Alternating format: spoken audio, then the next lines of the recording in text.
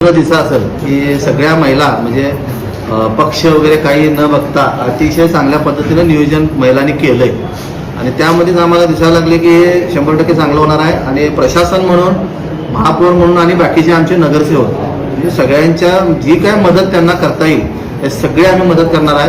आणि सगळं जे महिलांच्याकडे पूर्णपणे सोपवलेलं आहे की जेणेकरून त्यांनीच करा. आणि आम्ही आत्तापर्यंत जे बघितलंय 8 दिवसामध्ये जे काय त्यांचं नियोजन चालू आहे, आमचं त्यांच्या सगळ्या गोष्टीकडे लक्ष आहे. अतिशय चांगलं नियोजन चालू आहे आणि नक्कीच आजपर्यंतच्या इतिहासात असा कधीही कार्यक्रम झालेला नाही. असा कार्यक्रम हा होणार आहे.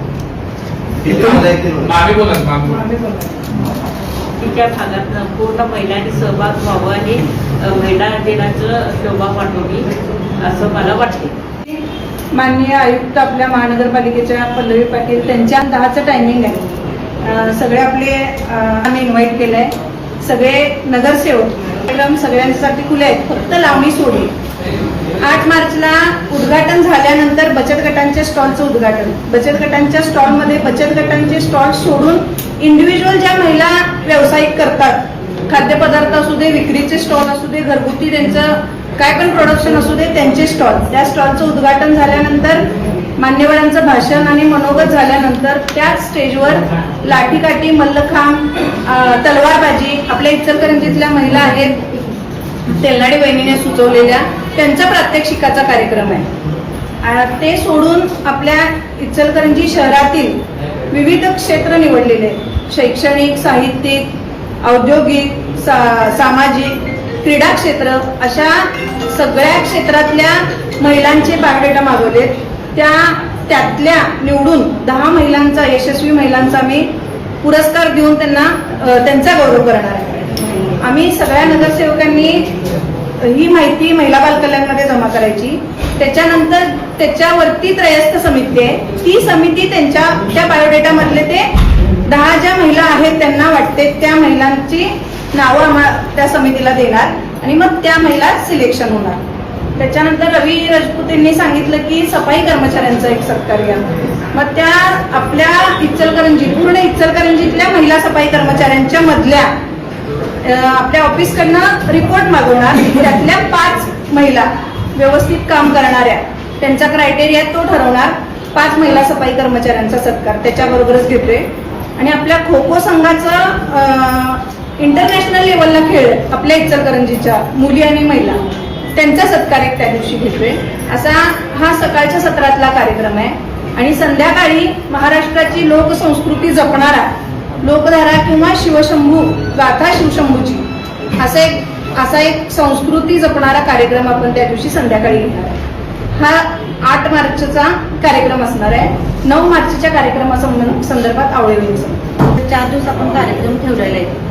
पहिला कार्यक्रम 8 मार्चचा दळवावहिनी सांगितला. 9 मार्चचा कार्यक्रम आपला रांगोळी स्पर्धा, जोडी तुझी माझी आणि होम मिनिस्टर कार्यक्रम, हे सगळे आम्ही महिलांनी सगळ्यांनी नियोजन केलं आहे. तरी आपण सगळे इचलकरंजीतल्या सगळ्या महिलांना सोबत घेऊन हा आपण महिला महोत्सवचा कार्यक्रम 4 दिवस आम्ही सर्वजण मिळून आम्ही पार पडणार आहे. यांची पुण्यतिथी असल्या कारणानं यांचं प्रथम फोटोपूजन केलं जाईल. आणि आज आम्ही सर्व महिला सुशिक्षित आहोत हे फक्त क्रांतीज्योती सावित्रीबाईमुळं. तर पहिल्यांदा त्यांना अभिवादन करण्याचं कार्यक्रम होईल. त्याच्यानंतर जो आहे कार्यक्रम तो पाककले स्पर्धेचा आहे. महिला सगळ्या स्वयंपाक करतातच, पण महिलांना क्रिएटिव्हिटी देण्यासाठी आपण त्यांना एक मूग डाळीचं पदार्थ बनवण्यासाठी सांगितलेलं आहे. तर महिला पाककला स्पर्धा ही होणार आहे. त्याच्यानंतर आहे लावणी स्पर्धा आहे. लावणी स्पर्धा ही लोककला कुठेतरी संपत चाललेली आहे. लावणीला आता एक दुसरं स्वरूप आलेलं आहे. तर हे थांबवून पुन्हा लोककला जिवंत करण्याचा प्रयत्न आपण करणार आहोत. आणि येणाऱ्या भविष्य काळात लावणीला एक चांगले दिवस येतील किंवा लोककलेला चांगले दिवस येतील अशी अपेक्षा आम्ही सगळ्या नगरसेवकांनी ठेवलेली आहे. सगळ्याच नगरसेवकांनी प्रयत्न केलेला आहे की महिलांना कसं प्राधान्य देता येईल, महिलांसाठी कसे जास्त कार्यक्रम उपक्रम घेता येतील आणि आपण सर्वांनी महिलांचा सहभाग जास्त येण्यासाठी सर्वांना प्रोत्साहित करावं अशी अपेक्षा करते. पुढचं तेलनाडी इचलकरंजी महानगरपालिकेच्यात पहिल्यांदाच जागतिक महिला दिन आता आपला होत आहे. त्यानंतर त्या महिला दिनाचं औचित्य साधून आपण सगळ्याच नगरसेविकांनी जे म्हणजे आपल्या ज्या 34 नगरसेविका आहेत, नगरसेवकी आहेत, त्याबद्दल जे आपण कार्यक्रमाचं नियोजन केलं आहे त्याबद्दल 8 तारखेच्या रूपरेषा दळवाई वहिनींनी सांगितली, 9 तारखेची रूपरेषा आवळे वहिनींनी सांगितली आणि 10 तारखेची रूपरेषा रावळे वहिनींनी सांगितली.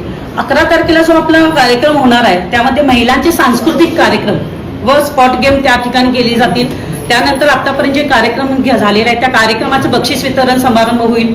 त्यानंतर 4 वाजता जो आपला भव्य लकाल कुस्तीचं मैदान आहे त्याबद्दल आपल्या भोसले वहिनी याबद्दल तुम्हाला सांगतीलच. मला या ठिकाणी हे सांगायचं आहे की महिला दिन हा केवळ 8 मार्च ह्याच दिवशी न साजरा करता तर 365 दिवस साजरा करावा. स्त्री शक्तीचा हा गौरव फक्त 8 मार्च नसून त्या स्त्रीवर जो अत्याचार आणि असामान्यतेचा दूर करण्यासाठी समाजाला एक जागरूकता करून महिलांना जो 365 दिवसाचा जो सन्मान आहे तो 365 दिवसाचा सन्मान मिळावा हीच या ठिकाणी मी अपेक्षा करते. आणि 4 तारखेला जो आपण महिलांच्या कुस्तीचा आहे त्या संदर्भात आपल्या भोसले वहिनी बोलतील. आयोजित केलेलं आहे त्यासाठी पल्लवी मॅडमांच्या हस्तेच उद्घाटन होणार आहे आणि आपले सर्व मान्यवरही उपस्थित राहणार आहेत. त्याबरोबर आपल्या सर्व नगरसेवक नगरसेविका सर्वच प्रमुख पाहुणे म्हणून उपस्थित राहणार आहेत. त्यामध्ये जवळजवळ 50 मुलींच्या कुस्त्या ठेवलेल्या आहेत.